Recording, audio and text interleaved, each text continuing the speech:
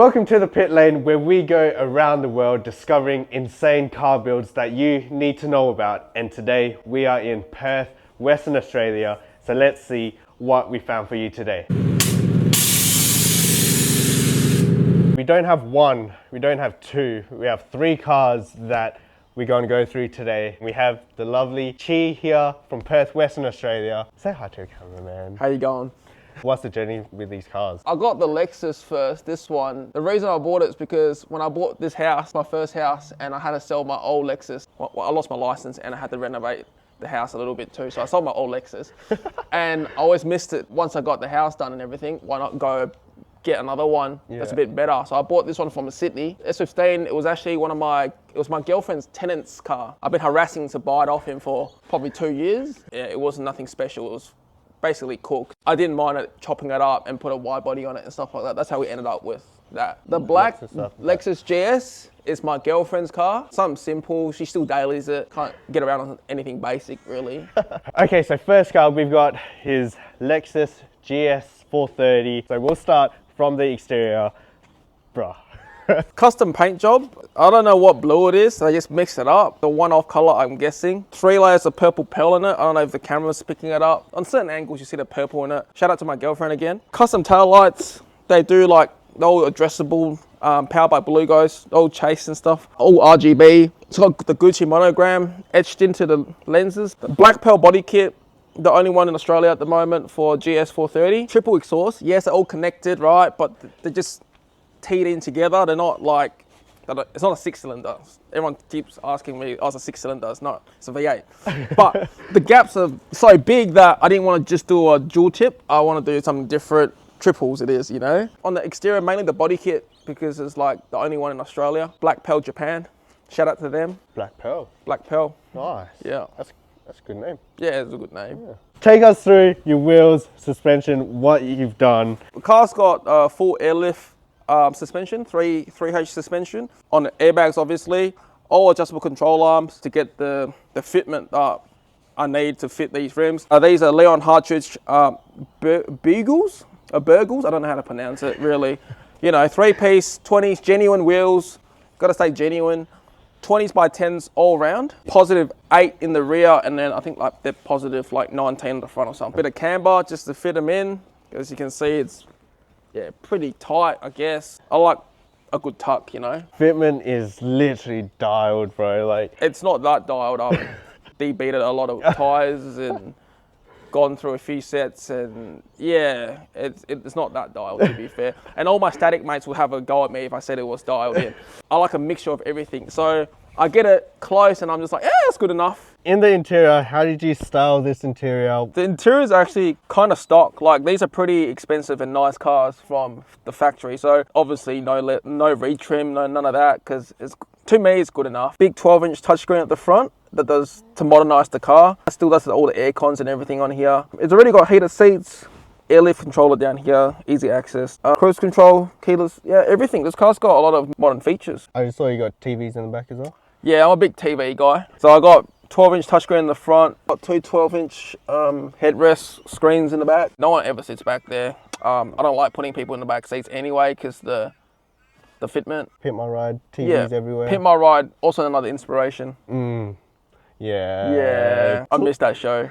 Some of their builds are questionable, but bro, I remember they put a fish tank in the center or something. Yeah, I like the one where the guy was kind of fat, so then they just like made fun of him by like putting a chocolate fountain in the back.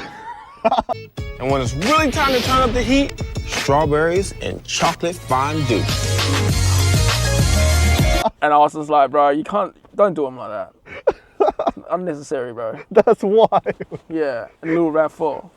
That was like my favorite episode, because the whole car was mint except for the chocolate fountain in the back. Let's go to the boot. Yeah, let's have a look at the boot. Let's go. I'm excited for this one.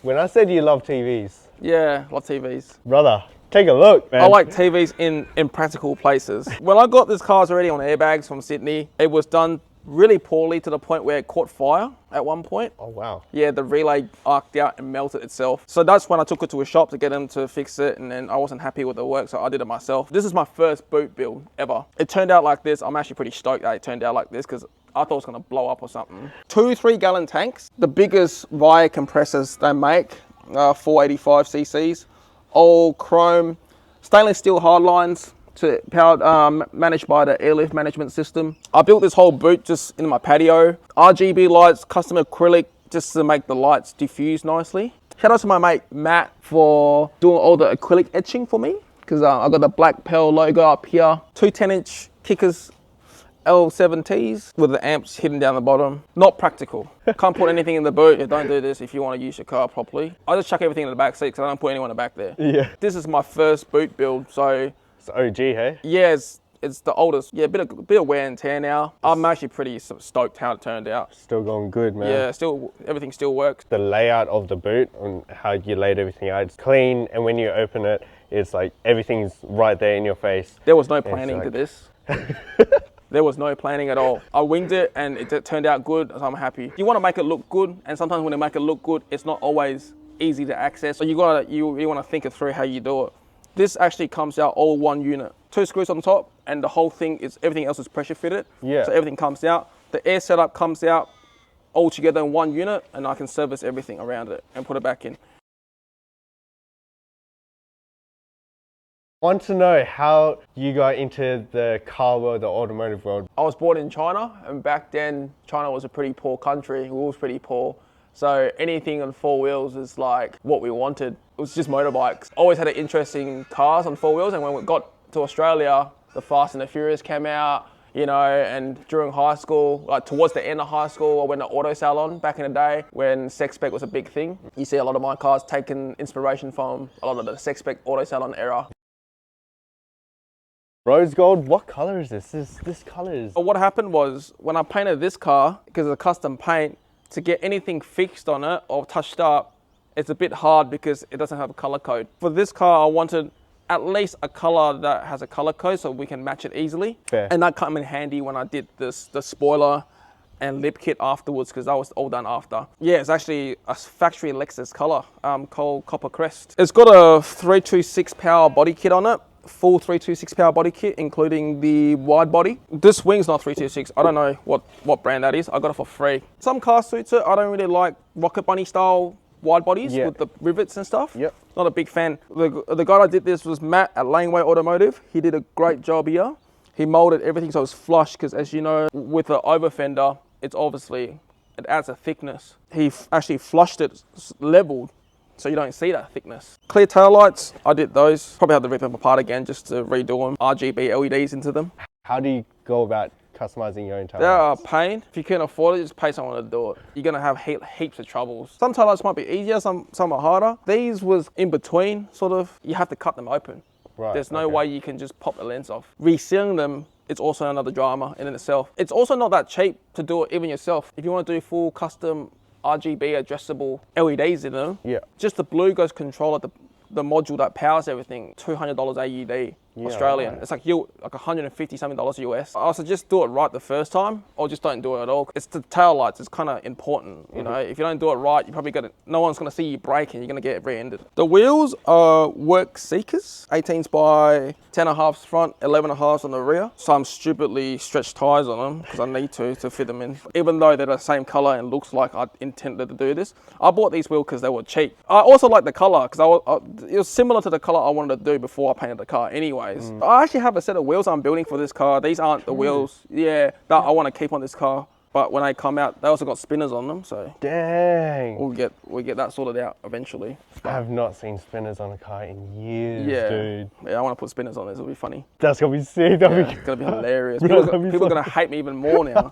What about the lip kit? That's a 326Power body kit, part of the body kit, additional part as well. Right, okay, and so it's made for this body kit? It's not made for this, or it is made for this body kit. You can put this lip kit on, even if you didn't have a 326Power body kit. Right. You can it's just a lip kit, so you can slap it on the stock S15. The fender's full fiberglass, just like the rear quarters are. The indicator holder was on the fender before. That's been flushed over to give it more of a clean look. Have you done anything engine-wise to this car? Engine-wise, it's got an ancient setup. It's got like an old ancient HKS turbo manifold, Tommy manifold. It's like a old school build. It makes 350 horsepower. I don't care too much about it. I put an intercooler on it. I don't want to show you the engine bay because it looks crap. I'll get to it. It runs good. I had a top end rebuild. It's cammed.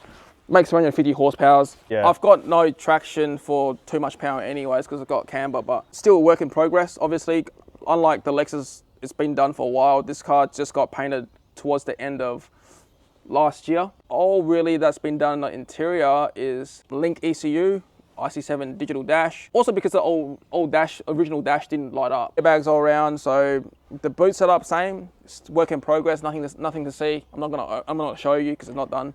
Right, it works. For now, I'll pull it all apart again and redo it. A lot of people that has this body kit paint the highlights in black. I feel like highlights, I want it to be like bright, so you can see it. It was black. I needed like other accents that's black to match like the wheels, but I don't like black wheels either. I needed a color that was technically dark. So this is technically a dark color because technically it's brown, right? Technically. Contrasts still quite well with the silver. In turn, also match the rims. That's how the thought process went with this one. I wouldn't say this color is like an in-your-face color, but still really showy and in your face. It looks very luxury. Yeah. It's a luxury It's like color. elegant. Elegant. Elegant. That's elegant. When you see a car stock, and you're like, okay, I want to buy that car, what goes through your mind to how you want to build it? I'm not a big performance guy, so I don't really do too much to the engine. It's just more so cosmetics and show stuff. I always like pretty ugly looking cars in a way. If you see these cars stock, you know what I'm talking about. They're like the ugliest grandpa looking Lex, like they look like a Camry essentially. They are a Camry, just rear wheel drive V8. They look worse than a Camry, to be honest. I have a mixture of inspirations, like a lot of Spec for the interior, all the colors on the car. These two that's been resprayed. Inspiration all came from the donk scene in America, from all the the big Chevys with the 26-inch rims. Right. Okay. That's why the paint jobs the way they are. Like you don't really see this color blue with a purple pearl in it. And I would like to say, if our Australian road laws aren't so shit, if I can say that, I would have a donk. I wouldn't be driving these. I'll be driving a Chevy on 26s. Bro, they're For sick, sure. man. Yeah. The dogs are actually For so sure. sick. This is my girlfriend's car, and she's a spray painter, and you can see the paint job's kind of clapped out. That's what happens when you do that for a job. You don't do it to your own car. This is a GS300. It's basically the model, one generation model down from the blue one. It's an L-Tune Edition, apparently quite rare. It's almost like the ISF before ISF come out. She's gonna do a custom paint job on this, hopefully this year, she said. So we'll see. She wants a body kit. We'll see. 20-inch Weds Kranze on it, on bags. This is my girlfriend's daily. She still wants it to be usable.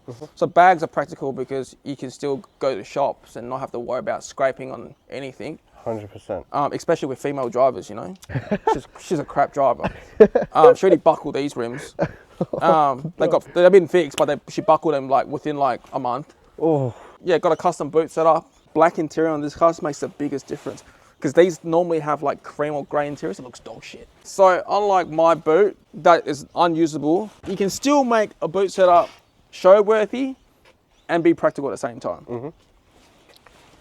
So if we lift this up when she goes to shows, or if she ever does goes to shows, that's what's underneath. Wow. All custom laser etched, engraved acrylic. Really serviceable. I can pop this open, service everything, not a problem. Get to literally every fitting without even taking it out of the car. You don't have to take apart the parts inside the boot to take it out. Everything comes out one piece. So it's both practical. This is the best of both worlds, to be honest. We didn't do high lines with this one because, like we said, we want to keep it reliable. Bonus car, though. A bonus car? Oh, the daily? Oh, okay. Currently my favorite car, in a way. This is my DC4 Honda Integra. I pulled out of a junkyard. eBay coilovers in it. It rides like dog shit. It does the job, okay? Work genuine carving heads on it. On VTEC. It's not a VTEC. I wish it was VTEC. It's manual. Yeah, it got left at the junkyard. Full respray. My girlfriend just gave it a full respray to the original color. Yeah. It's a bit overspray. It was a cheap job. It was just a quick one-day job type stuff. The bumpers, we left the bumpers, didn't paint the bumpers. This is so fun. I'm in the process of putting a custom sound system in this, so it's a bit more show-worthy. It's a fun little car. I've got some little genuine goodies in it. I've got the quick release on the Momo wood grain steering wheel. This is October 87, the steering wheel. Bro. Yeah. So 1987 steering wheel. And it's in mint condition still. That's literally perfect, dude. That's so nice. Yahoo auction. Sponsor me, Yahoo. Interior's pretty tidy. No rips in the seats, nothing. These little cars go for a bit of money these days. I'm pretty lucky to get this out of a junkyard. Shout out to my mate Moe for hooking me up. It's just been lowered, white walls, carving heads on it. I want to go for the old 90s lowrider, Honda lowrider vibe. That's why I got the wood grain steering wheel and something similar to white wheels. Where did you find those? Yahoo auctions. Bro. Every single wheel that you see here are from Yahoo auctions. Yeah, interior on this is crazy. It's crazy clean. It is. Like, no rips, no cracks, no nothing. Nah. Got some ambient lighting in here too, custom ambient nice. lighting. But yeah, it's a quite nice little car. Even the door cards are good. You can still build something cool without a lot of money. And this is what this is. For a junkyard car, doesn't leak. How is this still in good condition? I don't know. I actually don't know.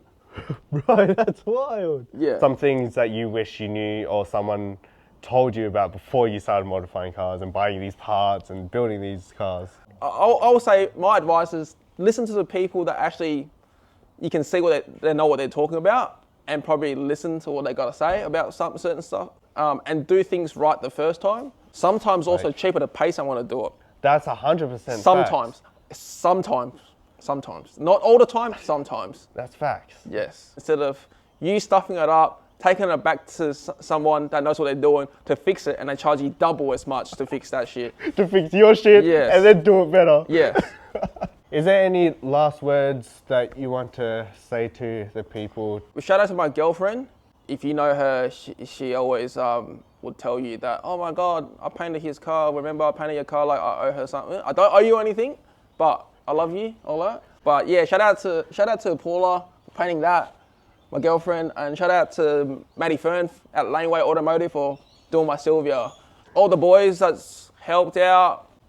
Who did everything? I can't remember. Like, there's just too many people had their hands involved in helping me. You meet a lot of people along the way. That's one of the best things about the car scene. But you gotta meet the right people that would actually help you build what you actually want to achieve.